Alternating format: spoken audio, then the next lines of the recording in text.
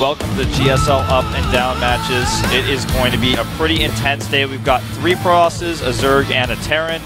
I am Wolf, and as always, joined with me is Kaldor. This should be pretty exciting. Yeah, should be really good. Especially for the Protoss players, of course. A lot of the Protoss are missing a few of them advancing to Codes. We had 1 advancing yesterday, but today we have 3 in the group. So there could actually be a lot of them getting into the next season of Codes. And of course, we also have a Terran player and we have a Zerg player. Yeah. So a very well-rounded group. Exactly. And, you know, we've got big fan favorites in this group with players like YugiOh in here. A lot of people are a fan of him. A lot of people are a fan of his team, Root Gaming. You've got Zhangbi in here, a big Brood War guy who's finally starting to seem a little bit stronger in StarCraft 2. Could be his moment to jump up into that Codes level with the rest of the Codes players. And then, of course, you've got longtime player GuMiho in the group, as well as these Protosses who are battling it out. Yeah, and then we have, of course, also a few players like Creator, who is struggling a little bit transitioning into Heart of the Swarm, but still a player that, especially in Wings of Liberty, was able to make quite a splash at the end, especially in the first WCS season. So right now he has to transition a bit more into 2013, into the new add-on, and maybe he can surprise us with his builds. He was really well known for his PvP builds, and today he has to face 2 fellow Protoss players. Exactly, that's certainly true, and I'm looking forward to seeing if he can do it. We've had a lot of players suddenly flop in Heart of the Swarm that we weren't expecting to see at all. And let's take a look at our results from yesterday. Speaking of flops, SC, who a lot of people were expecting to do well since he did so well in Team League, went 0-4, finds himself in the Challenger League. Crazy as well, did not make it. Yeah, SC had a really bad day. In Avenge, it was close. He was able to force a 3-way tie, but then in the end, it was Keen and Yonghwa that advanced to the next season of Codes, aka the OSL StarLeague next season. So a really interesting group that we had, and once again, we went into the overtime, we went into the tiebreaker. Yeah, 2 times in a row, so it could happen again today. Here are today's players. Swagger is in the group as well, somebody we didn't really talk about all too much just yet. His win ratio, 25-40, and in the past, his worst matchup by far was PvP, so this could be a tough group for him. One of the things that you have to realize when you look at those win ratios is, of course, that they also include Wings of Liberty, so by now it's a very different game, and the ratio is a bit of an indicator of how strong a player is, but it doesn't really reflect the skill anymore, because we are now in a new game with a lot of new strategies, a lot of new units that we have here. And as Wolf just mentioned, Swagger, aka Killer, one of the players that we have in today's groups, and he actually did really well in Code. He had some surprising strategies and results, and I could certainly see him with a little bit of luck coming out of the group today. Yeah, definitely so. It could happen. His games against Lenog, for example, in the Challenger League were really notable. Now look at this guy. This is YugiOh, and he's up against GuMiho. When you look at these 2 players just by name and results in Wings of Liberty alone, GuMiho should be the one to crush him, but he's had a rough time, and YugiOh seems to be on his way up here. Yeah, GuMiho is actually not doing all too well against Zerg in Heart of the Swarm. He has a 45% win ratio, so not the best. YugiOh, on the other hand, didn't play too many Korean Terran players just yet in his Heart of the Swarm history. He only played against SC that he defeated back in the qualifier for Code. And then he, of course, went to DreamHack and he had a couple of decent results against the Terran players there. But right now, he's facing GuMiho. And GuMiho in Wings of Liberty was one of the main pillars of Team FX Open. Now in Heart of the Swarm, not as strong, but maybe he found his zen or whatever you want to call it. Yeah, he's had some time to sort of figure things out here, and maybe, just maybe, he can get back into that Premier League now. Yeah.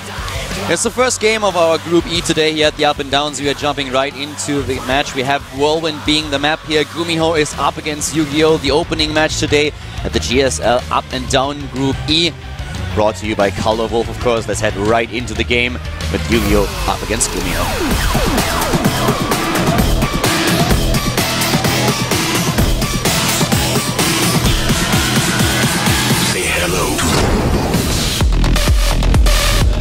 Whirlwind is the map, and starting to the top right, we have the Root Gaming player. It is Root Gaming YugiOh. Really? I was say often called the King of Code. Yeah, the King of Code. He wants to go into Codes today, of course. But yeah, let's talk about that in just a second. First of all, we introduce the player to the bottom left of the map, cross position to his opponent. It is in blue, the Terran player. FXO GuMiho. Nine-tailed fox, towel Terran, look at that towel, flashing it. There it is. And you know, actually we had, is it the first time that we have YugiOh in his team shirt? I think so. Maybe the second. Was he in the team shirt the last time? I actually can't remember, but he's really pulling it off, so I like that quite a lot. He looks good. And I wanted to talk a bit about YugiOh, especially since one of the things that is very interesting about this guy is that he had the chance to go to WCS in A. He's actually playing for a foreign team. He's playing for Root Gaming. They are very NA based, so a lot of players in the AA, they plan to open up a team house, and he had the chance to just go there and stay, for example, with Cats for a little bit and participate at WCS NA, and he was like, guys, you know what? I want to participate in Korea. I can pull this off. I know that I'm a Code B player right now, but I can win the qualifier. Yeah, he wants to play with the big boys over here, for sure. And win it, he did. I mean, the guy played so well in the qualifier, took down all these amazing players, defeated SC, for example, with a 2-1, had no problems whatsoever, had a really good run then in Code A, finds himself now in the up and down matches, but he could go a long way today, not only play in the Code A the next season in the Challenger League, but go straight to the Premier League. Yeah, he definitely could. And that would be such a great story for him, because making the choice to stay in Korea is not something that everybody can do, especially when he has, you know, such a great opportunity overseas. But, you know, he decided he wanted to play with the highest level competition in the world, and he's stuck with it, and so far he's looking really good. Just one group away, you know, from getting to the OSL, and GuMiho here goes CC first, goes into 1 gas, not 2 barracks, and YugiOh, on the other hand, also takes gas. So GuMiho wants to see this as soon as possible. He's sent no scout out so far. Yeah, it's going to be really interesting to see what exactly YugiOh is up to. He's an aggressive player, and he's also a player that has always... He has really fancy ideas of what to do. He's like the Korean TLO, you could call him. He has a lot of very interesting builds, and I want to see what exactly he's up to here. With the early gas, he gets, of course, a very quick speed if he wants to. Could also head into a very early tech, which is a little bit more unlikely. But we're going to find out what exactly his idea is. He makes 6 Zerglings. He knows he hasn't been scouted, so this is a kind of cool move. It costs him a little bit of larva to do this, but he can pressure quite heavily with this. He already knows about the starting position of his opponent because of the 2 overlords that he sent out early in the game, heading into the speed upgrade right now. And GuMiho is actually really... He's a little bit weak in Heart of the Swarm against Zerg players. Yeah. Most of the wins that he has so far in offline tournaments were against foreign players. He defeated Red, Snuff and Bly at DreamHack Stockholm. But against most of his Korean opponents, he actually lost. He lost to Ragnarok in the 3rd round of Code A. The Zerg player for LGIM took him out without dropping a single map. He lost to Kangho and Symbol then in his Code S group. So GuMiho really struggling a little bit in the matchup, whereas YugiOh, we don't have too many statistics on him, but he is definitely with a bit of a better ratio right now against Terran these days. Yeah, for sure. I thought YugiOh might try to run by there for a moment because he didn't get scouting information with his overlord, so I thought maybe perhaps he'd run up to see if there's a factory, but either he planned to and he was looking at something else, or he hesitated, but in the reality he doesn't get to see anything, and nor will this SCV. Oh, does he get in? He should send the Queen over from the main base. Oh wow, he's going to snake around the left side, and he gets to see the gas. That's really annoying right now. He didn't take gas anymore, but it's of course really annoying that GuMiho was able to see that there is no additional gas take, because GuMiho at this point... Nice surround there, by the way. That was a Warcraft surround, if I've ever seen one. Yeah. What GuMiho now knows, of course, is that there is no immediate threat. There could, of course, still be a bit of a delayed timing, but there is no immediate threat to his base, and he's just now completing his wall, but he sees that the only thing that can happen to him is a speed laying attack and maybe a bit of a delayed baneling nest, but that's even not the case. So all the drones have been pulled out already, and GuMiho is well aware of that. I like the way you put that, because there's no immediate threat. There could still be an attack later, but now he knows he has this window of time where he can sit back, tech up. He starts the stem, he's got the full wall, as you mentioned, and that's got an eBay in it as well. I mean, in the up and downs, we've seen so many timings where a Zerg player gets the 3rd base, he techs up 2 layer, he goes for roach aggression, even adds the baneling nest later on, just doesn't saturate the 3rd hatch, but uses the lava to just do a lot of damage, and either he can take his opponent down right away, or he's trying to get the lead and decides to just drone up behind it. But that's something that YugiOh could definitely still do. But GuMiho for now knows that right now he's still safe, and now of course GuMiho now being scouted with the Overlord, so YugiOh also having a quick idea of what exactly is happening here. As soon as YugiOh he scouted with the Link and the Overlord, Super Scout. And as soon as he saw everything, literally, he decided to go into Evolution Chambers, not a second before. So you could tell he was considering the possibility of putting on some serious aggression here, but he saw the build that GuMiho was doing is relatively safe. They are at cross positions, and he's like, no, just gonna get my Evolution Chambers out, play a straight-up game here. Yeah, I really want to know what exactly the long-term plan for YugiOh is, and with the double upgrades that we now have going into the melee upgrade, it looks more like we have a standard build going into Link Muta Baneling, whereas the Hellions for GuMiho still trying to do a bit of damage here. but they should not be able to accomplish too much. They have been scouted, there are a lot of overlords on the map right now, and you know, I love this move, by the way. This is something that we see very few Zerg players do, positioning the overlords as they are. Later on, that's going to be a liability, but later on he will actually just move the overlords back. Exactly, so for now, it's perfect. He knows they're Hellions, he wants to see where they are, from which direction they approach, and that's why he fanned those overlords out. Yeah, but later later on, on, send the queens over as soon as exactly. But as soon as there's going to be a little bit of bio pressure, he's going to move the overlords back, and then he has already the creep spread that he needs. So for now, this is a really good move. And also when his lair's done, if there's no ground pressure by then, he could even use the overlords to spread the creep out in all directions, using that generate creep ability. So something he can also do. He has a very fast burrow, and I like this because this gives him so many different ways where he can get vision, he can harass, and also he can set up traps. And he can even burrow his drones to save them and force scans. There's so much that burrow grants you this early in the game. There's the Baneling that's going down. He's taking a very, very aggressive fourth base. Yeah, trying to pull that off right now. You know what I really would love? If he would use those overlords already to spread creep too. Yeah, that's what I'm saying, you know. Yeah. I'm a little surprised he's not doing that. Yeah, it's a little bit weird, but still, the idea alone is already worth quite a bit. It's because his lair's not quite ready yet. It's almost done. Wasn't it Evo tech? Not anymore. Still lair tech. I have to admit that I never really use it. Yeah, of course it's lair tech. I only use it to block opponents' expansions, but never really for the creeps. But it's more something that people like GuMiho did that in the past. Yeah. TLO did that. And yeah, I always mix that up, but of course it's lair tech. It's, you know, it's one of those things that's very rarely used by even pro gamers. But you know, once the lair is done, you can start to use it a little bit. It looks like its creep's already pushed back. It wasn't the beta, but then they realized that it's just too easy to block a third base and block also the natural fight, so that's why they removed it. Look at this timing GuMiho is coming out with, though. He's got +1 already. Combat Shield's finished up. He's gotten several medevacs here. And YugiOh is going to have to make several Banelings. He's already made 13 here, but he has to make sure that he can get us around with the Lings, because good splitting here and a pickup would mean that he can do so much damage to the creep. He needs to pull those Overlords back now. So the Overlords at the beginning were a great idea, but now they're a liability. They have to be moved back so that he doesn't get supply blocked. He is already very close to a supply block, and if GuMiho darts in and takes down another 1 or 2, yeah, it's going to be a problem for him. But he has speed now. That helps him. Exactly. And, you know, consider also Baneling speed is not quite done yet. So GuMiho's forces, until Baneling speed is done, can just kite the Banelings and split against them and kill them. So he's just continuing to push his creep back. And he knows there's no mutas just yet either, so he can always pick up and run if Baneling speed finishes at any moment. And this is one of those moves that you can always pull off. Ah, there's another Overlord being taken out.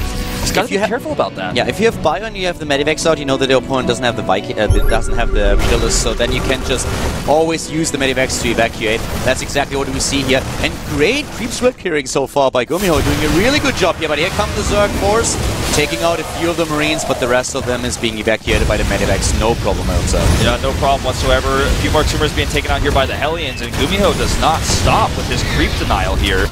And he goes for the double drop here in the main. He's been spotted. A little bit of hesitation, but now he's going to just go ahead and drop here right into the Baneling. Yeah, doing a decent job and now bouncing between the bases. We have 4 bases for YugiOh, 5 hatches in total, a lot of lava available to him. Going into the double upgrades now once again, so the second set. Widow Mines walking across the map. He needs to try to take them down as soon as possible, and here they are. The Banelings moving in immediately, taking them out, but a good Widow Mine hit before it dies. Yep, last few Banelings finally targeted down here, but there's way too many roaches he has to boost away. And GuMiho is everywhere. He has another force at the right side of the map, taking down Jones with those Hellions. The Spinecrawler alone is just not enough, and there's another set of units towards the third base at the top left. Yeah, looks like not as much drone actual carnage there as it could have been. We'd like to see YugiOh use the burrow ability. Oh, loosen that Overlord's actually supply blocks him here. Yeah, but you know, GuMiho could have done so much more with the Marines that we currently see on screen. They were just lazy the entire time. They didn't do anything. They were positioned to the third base, but he didn't use them. If he would have attacked with the Hellions to the right side and the Marines to the left, that would have done so much more damage than it now did.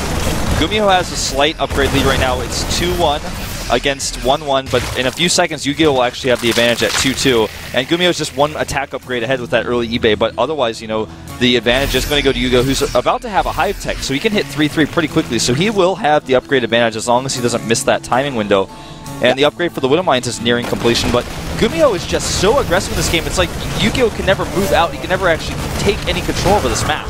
We have Corruptors instead of Mutalists, so it looks more and more like we are going to see Broodlords later on in the game. And I really like the way that YugiOh is playing this. He doesn't waste any time going into the Hive Tech now, and he's really defending very well against this. Look at the bank that he's currently building up. He really wants to go into a lot of high-tech later on, maxing out for now, but he will replace those units with higher-tech units as soon as he can. Yeah, this is a very scary attack. Great positioning here by GuMiho. He has to make sure those Widow Mines get their shots off, though, and so far it's decent. He needs to split, though. Yeah, the Bailings are the big threat here, and they're moving in once again. Those Overseers are being taken out, but we have the Corruptors moving in. They take down every single Medivac. That's exactly what he needs to do here. Such an excellent flank here by YugiOh with the Corruptors. I love to see that. You know, the Roach is working against his Banelings a little bit, blocking them, but now that the Medivacs are taken out, he can actually just chase this down. There's no way for GuMiho to run. Perfect defense here. He needed to keep that fourth base alive, and so far he has done just that. Yeah. And let's keep in mind that what apparently is the idea for YugiOh here is to go into the Greater Spire. And as I say, he starts the armor upgrade. That might be a misclick here, as he doesn't use Mutalisks in this game. I think he wanted to go into the Greater Spire. Yeah, I think you're right. The thing is, sniping all those Medivacs means that the Terran player now has to make a choice. If there is actually a Broodlord transition, he has to think about, okay, do I get more Medivacs because I need them, or do I start producing Vikings so that I can counter Broodlords? Yeah, very well said. But I really think that he misclicked YugiOh, that is. Yeah, it's you know, the thing is, the hotkey for Carapace is C, Greater Spire is G, that's far away, and even by grid it doesn't make sense, so I don't know, he's also starting Burrow movement, and he's going to catch 3 Medivacs here, perhaps! Oh, wow, nice. Oh my god, 2 of those get away, 2 hit points and 10 hit points respectively on those 2 Medivacs. But I really like how he uses them. The problem for a Zerg player often is that the Terran has no problems reducing Marines and just parading them across the map. So what you want to do is take down those Medivacs. They are the big issue, and they are also one of the biggest threats of a Terran player. And he's doing a really good job with this. Those few Corruptors really paid off. You know, he's making, GuMiho is making siege tanks right now. He's stopped producing Widow Mines, he's going to siege tanks, he sees the Roaches, and he's like, you know what, siege tanks would greatly benefit me here. And, you know, YugiOh's Corruptors really helping against the Medivacs time and time again. And I don't know if he's actually going into Broodlords or if he actually just wants to use these to kill the Medivacs, because so far he's used them quite well for that. He's using them really well, and the armor upgrade would definitely help him to keep them alive against the Marines. I really love how he's approaching this so far. This is very innovative, so well against GuMiho's style. But here comes an attempted snipe, but the Queens are ready with the Transfuse. They have the energy that he needs. He has 6 in total, enough to build a little bit of energy to use Transfuse later on. And a great flank here, coming in from behind. Such a perfect flank here against the siege tank, and the Corruptors making sure nobody can fly away. Yeah, the Corruptors always moving in, trying to hunt down those Medivacs. He does a great job with them. I think this is very intentional. Yeah, it looks like it. You know, Mutalisks can hunt down Medivacs, but Corruptors just have more hit points, they have more armor, and look at this, he can just sit on top of the army, especially with the armor upgrade now. They are really tanky, and they take down all those Medivacs. It's a really intelligent move if you think about it. Yeah, the Mutalisks are faster and can hunt them down a little bit easier, but with this many Corruptors, 10 in total, he could always split into 2 groups at 5 and send 1 to the top right and 1 to the right. Exactly, to the left. And Corruptors can always become Broodlords later if he wants to do that. So there's a lot of uses for this, and there's the Greater Spire now being started. GuMiho, every time YugiOh takes out his army, though, he's always got another one ready. He's just rallying across the map. He's playing this very SC style. I still think that it would have been better for him to start the Greater Spire before he goes for the armor upgrade.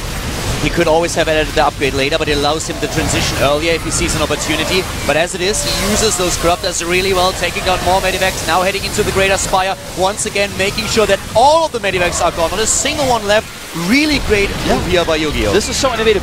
Mutalisks would not have cut it just then. They would have not cut it. They don't do the damage fast enough to Medivacs. They would have been killed by the Marines that could have been targeted down. But Corruptors, they do the job. They have that corruption ability that also makes them take it out faster. And Corvid Reactor is on the way. GuMiho is transitioning into Ravens. We've seen him do this before. Ravens are so strong for a Terran player. As soon as you build up a decent Raven count, you can use those Seeker missiles very well, especially against Zerg. Zerg uses to clump up a lot of units in one position. So if the Zerg player misses this split, it doesn't see what's targeted or moves those units aside, you will lose a lot here. But also the bank that we have for YugiOh, that allows him to transition easily into the next step. One thing we haven't seen YugiOh use just yet is his Roach Burrow movement. He researched that, and he hasn't really used it just yet, but that could come into play. I don't think it will, because we're in the point of the game where Roaches are kind of useless. But the Roach Burrow movement also allows you to regenerate your hit points a little bit faster than Burrow, so that's something that he might have used earlier, that this was the original idea. Right, yeah, and he's also getting +1 for Roaches right now. Yeah. You know, at this position now we have the Broodlords now being built, and the one thing that I have to say about GuMiho is that he is getting base after base. The guy is now suddenly on 5 bases. And what YugiOh has is a lot of drones, and he actually has too many. He has 95. He can commit a bit to his economy now as long as he defends, but once that he wants to try to get aggressive, he needs to build more spines and spores and get rid of that strong card. You're right. Something to consider is that, yeah, GuMiho has lost almost every battle, but he's winning the war because even though he loses his entire army, he's got the bases, and YugiOh has not really been able to attack, not even once this entire game. Yeah, he needs more structures though. There are those 2 additional spine crawlers I was just talking about, and the green is there as well. So the Marines are definitely taking a lot of hits here, and also of course they are buying time, which allows YugiOh to use his army to defend the space. But he needs to be really careful with his drone count. Yeah, it's getting a little bit crazy here. Yeah, he's losing a lot of drones right now. He actually will lose his hatchery as well because GuMiho targets it. There's nothing there to defend. Hatchery is down, and GuMiho is just picking him apart slowly but steadily here, but here comes the first real attack of YugiOh this entire game. He's got a lot of Broodlords here. No Vikings. We still don't have a single Viking here for GuMiho. He just now starts to produce them as he realizes what is happening. He knows about the transition now, but this is already a lot of damage done. The base to the third, as to the right side of the map, is already gone for YugiOh. He has to rebuild it. He still has a lot of drone supply here, so his army is actually quite small, but it's just the composition that he has that works very well against what GuMiho has. +3 armor was 2 seconds away from completing, but the engineering bay died, so GuMiho does not have +3 armor for his bio units at all. Widow Mines and Ravens here are trying desperately to hold on. He needs to take down those Ravens. This is exactly what he's trying to do right now. We have the point defense drone being used here, but he doesn't have a lot of energy now left to use the Seeker missiles, and that's what he really wants to do with the Ravens. Exactly. You know, he's never really going to be able to kill those Broodlords. There's no way for the bio to get in there. Even the barracks are in the way. By now we have most of the Corruptors already gone. If he can use another point defense drone now to save those Vikings, but it doesn't really look like he has the energy. Yeah, he just certainly does not have the energy. I mean, he's trying to wait for it, but YugiOh's doing critical damage here. Triple starport now for GuMiho, but he does not have the gas. He's doing a lot of damage. Meanwhile, on the other side of the map, killing 2 bases at once here. I think GuMiho just realized that he's going to lose those 2 starports and wants to have a backup plan, but without the gas, he can never hope to actually build an air army that is strong enough to take down the Corruptors and the Broodlords. For those, his gas just jumped up to about 300 just because he had like 6 Vikings queued up on both starports, so I guess that's where all of his gas went. But I don't know if he can really recover from this. He has a mobile army that he's killing the bases with. To the top right, yeah, we have a lot of action going to the top right now, where GuMiho is trying to go for the counter-aggression here, and YugiOh is actually trying to defend against this. He's currently looking at his bases, but once again, the third base was taken out. There is another hatch that he used as macro hatch before, well, so he can still mine. No, I mean at the third. Right. Okay. Yeah. The macro hatch that he had earlier now functions as it's his mining base. But this fourth that you were just mentioning or talking about, that is certainly taken out. So a bit of a base race, but YugiOh in a much better position than GuMiho. He has a much better army, and he's just going to deny every single base GuMiho wants to mine from. That's it. GG.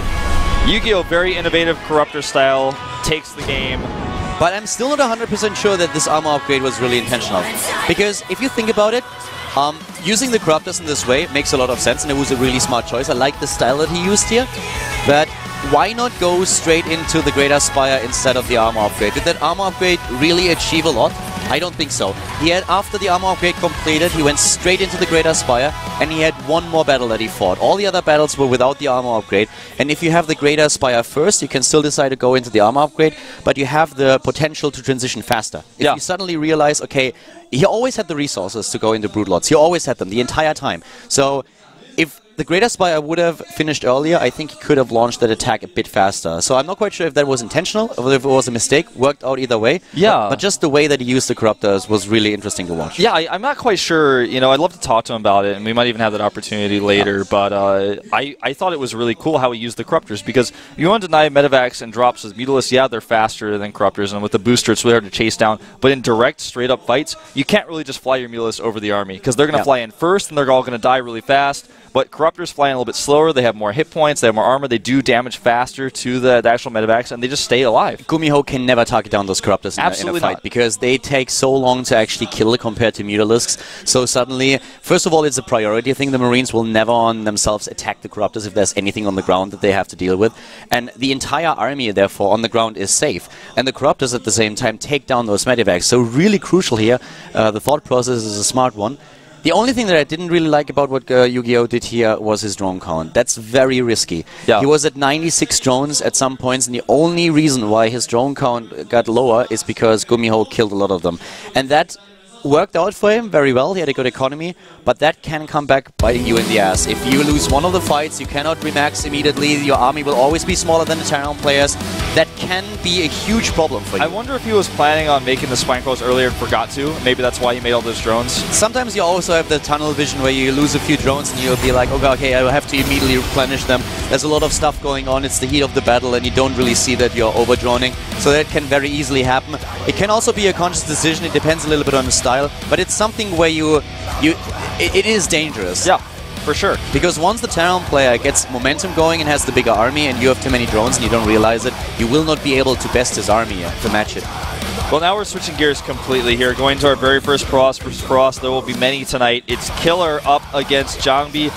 Jongbi wants to get out of this group so he can get potentially that gold mouse. Obviously, he would not only have to get out of this and get into the OSL, but then, of course, win the OSL to get the gold mouse. But if he doesn't get into the OSL, he'll have to wait 2 more seasons, because the following season will, of course, be a GSL. He'll have to wait again, but this is the best chance he's going to have. You know, he's getting older as a programmer. To get that gold mouse, this is a really pivotal moment for him in his StarCraft 2 career.